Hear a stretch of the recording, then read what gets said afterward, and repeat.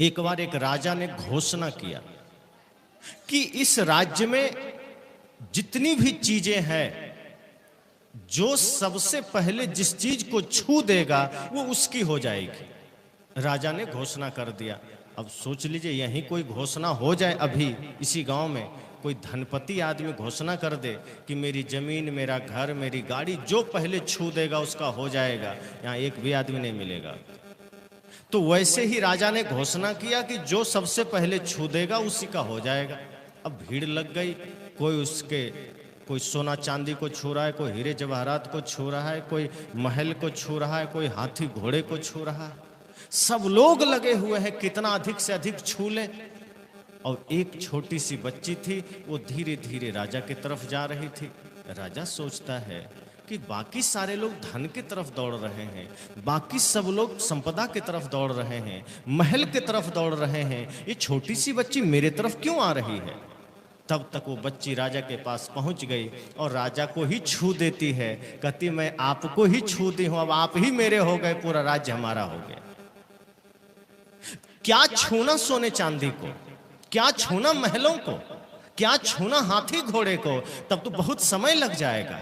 सब कुछ तो आपका ही है, मैंने आपको ही छू दिया है, अब आप मेरे हो गए। और जब राजा ही हमारा हो गया तो पूरी राजधानी हमारी हो गई, पूरा राज्य हमारा हो गया। साहब कहते मूल गहे ते काम है। उनकी वाणियां अद्भुत है। वे कहते हैं बाहर क्या भटकना, बाहर क्या दौड़ना, भीतर लौटिए। जब मन शांत होगा तो पाएंगे भीतर परम आनंद का जो विराट क्षेत्र है, उसमें बाहर की पूरी दुनिया भी समा जाए। वो भीतर लौटने की बात करते हैं। जब आप अशांत हैं तब वो भीतर लौटने की बात करते हैं। जब आप परिवार में जीते हैं तो पति पत्नी के लिए समर्पण की बात करते हैं। जब आप एक राष्ट्र में जी रहे हैं तो राष्ट्र के लिए वो राष्ट्र धर्म निभाने की भी बात करते हैं। जब आप वैश्विक रूप से अपने को जोड़ते हैं तब वो एक मानवतावादी विचारधारा भी आपको देते हैं। जब बुराई जीवन में है तो चोट भी देते हैं और कहते हैं गुरु कुम्हार शिष्य कुंभ है, गढ़ी गढ़ी काढ़े खोट, और अंदर हाथ सहार दे बाहर मारे चोट। सदगुरु कहते हैं कि मैं गुरु तो कुम्हार है, जैसे कुम्हार घड़ा बनाता है तो अंदर पहले हाथ लगा देता है और बाहर से जहाँ टेढ़ा होता है उसको जोर जोर से मार के ठीक करता है। अगर वो अंदर हाथ नहीं देगा और एक बार मार दे तो पूरा घड़ा ही टूट जाएगा। यही काम गुरु का है। जो सच्चे गुरु हैं वो पहले शिष्य को भीतर से प्रेम का सहारा देते हैं, अपने जीवन में ज्ञान का चोट देते हैं और ज्ञान का चोट पाकर शिष्य भी सुंदर हो जाता है। गुरु कर ले आप समान। वो गुरु अपने गुरु रूप में ही शिष्य को गुरुत्व से भर देता है, उसके भीतर के गुरुत्व को जागृत कर देता है। तो सदगुरु कबीर के जब एक एक विचार को, एक एक पहलू को आप पढ़ेंगे, सुनेंगे तो लगेगा कि जीवन में ऐसा कुछ भी नहीं जो उन्होंने कहा ना हो। जितनी भी समस्याएं हैं उन्होंने कहा है। यदि कहीं जातिवाद है तो सबसे ज्यादा प्रहार उन्होंने किया। उन्होंने कहा जब मानव एक है, सबके अंदर खून एक है, सबके अंदर हड्डियां एक जैसी है, फिर विरोध किस लिए, छुआछूत किस लिए। जाति के आधार पर अगर किसी ने छुआछूत माना, सदगुरु कबीर ने उस पर कड़ा प्रहार किया कि जाति के आधार पर किसी को ऊंच नीच मत मानना। व्यक्ति कर्म के आधार पर ऊंच नीच बनता है। अगर कोई सदगुरु कबीर की नजर में अगर कोई मांसाहार करता है, सदगुरु कबीर की नजर में अगर कोई नशा करता है, कोई झूठ बोलता है, अर्थात कोई पाप करता है, तब सदगुरु कबीर कहते हैं कि मैं उसे नीच मानता हूं। लेकिन संभावनाएं उसके अंदर भी है, वो भी अपने जीवन को पावन बना सकता है, जैसे रत्नाकर ने बनाकर वाल्मीकि किया, जैसे अंगुलीमाल ने अपने जीवन को पावन किया। सदगुरु कबीर कहते हैं महापापी से पापी आदमी क्यों ना हो, उसके भीतर एक संभावनाएं होती है। सदगुरु कबीर कहते हैं मंथरा जैसी भी कोई औरत हो जो दिन रात शिकायत में लगी हो, उसके अंदर भी वो बीज है जो वृक्ष बन सकता है। उसके अंदर भी वो संभावनाएं हैं अगर वो ज्ञान ध्यान सत्संग में लग जाए।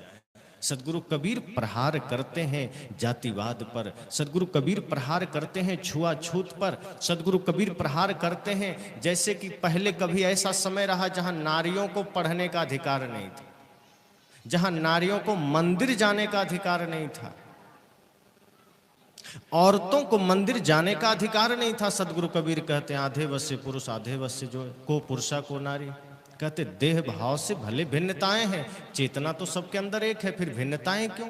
सदगुरु कबीर ने उस नारियों को भी सम्मान दिलाया। सबसे ज्यादा अगर किसी ने नारी को सामने लाया, उनको सम्मान दिलाने की बात कही, उनके लिए लड़ाई लड़ी, वो संत सम्राट सदगुरु कबीर साहब हैं। कहते हैं नारी श्रेष्ठ है, नारी तो नारायणी है, जो एक शिशु को जन्म देकर के इतना बड़ा कर देती है और वो कल को नारी का ही विरोध करता है। सदगुरु कबीर कहते हैं जिसने तुम्हें जन्म दिया है, जो सृष्टि की जननी है, उसका ही तुम विरोध करते हो, कैसी नीच सोच है तुम्हारी। तो नारी को भी सम्मान दिलाया, शिक्षा से लेकर के सब कुछ अधिकार दिलाया। वो सदगुरु कबीर है। जहां गलत देखते हैं वहां बोल पड़ते हैं। वे कहते हैं अगर कोई सिर्फ जाति उच्च में जन्म लेने से ऊंचा हो गया, तो ऊंची जाति में तो रावण भी जन्म लिया था ब्राह्मण कुल में, लेकिन कर्म से वो राक्षस हो गया, तो क्या उसकी पूजा हुई? राम जी ने मार दिया उसको। अगर जाति से कोई ब्राह्मण ही क्यों ना हो और अगर कर्म उसका नीच है, तो वो रावण के ही कुल का माना जाएगा, वो बढ़िया नहीं जाएगा। अगर कोई ऊंचे कुल में जन्म लिया है, मांसाहार करता है, दारू पीता है, व्यभिचार करता है, झूठ बोलता है, सदगुरु कबीर कहते हैं फिर भले ही ऊंचे कुल में जन्म लिया, पर कर्म उसका ऊंचा नहीं है, इसलिए फिर वो ऊंचा नहीं हो सकता। इसलिए साहब ने कहा कि जाति के आधार पर किसी को ऊंचा नहीं मान सकते, कर्म के आधार पर व्यक्ति ऊंचा होता है, आदर्श के आधार पर ऊंचा होता है, विचार के आधार पर ऊंचा होता है। और इसका प्रमाण देखिए महर्षि वाल्मीकि।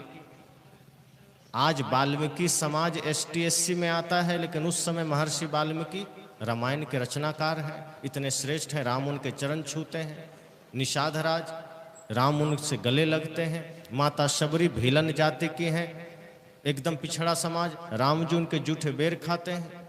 तो इस तरह से सदगुरु कबीर कहते हैं कि जब आप जाति भाव को मिटा देंगे तब समाज में समरसता आएगी। तो जब जातिवाद पर बोलते हैं तो बड़े ही कठोर रूप से बोलते हैं, और जब ईश्वरवाद पर बोलते हैं तब भी इस तरह से बोलते हैं। जब संप्रदायवाद पर बोलते हैं कि कोई कहता है हम हिंदू हैं, कोई कहते हैं मुसलमान हैं, सदगुरु कबीर कहते हैं हिंदू हैं तो मंदिर का निर्माण करते हैं, मुसलमान है तो मस्जिद का निर्माण करते हैं, ईसाई है तो गिरजाघर का निर्माण करता है, सिख है तो गुरुद्वारे का निर्माण करता है।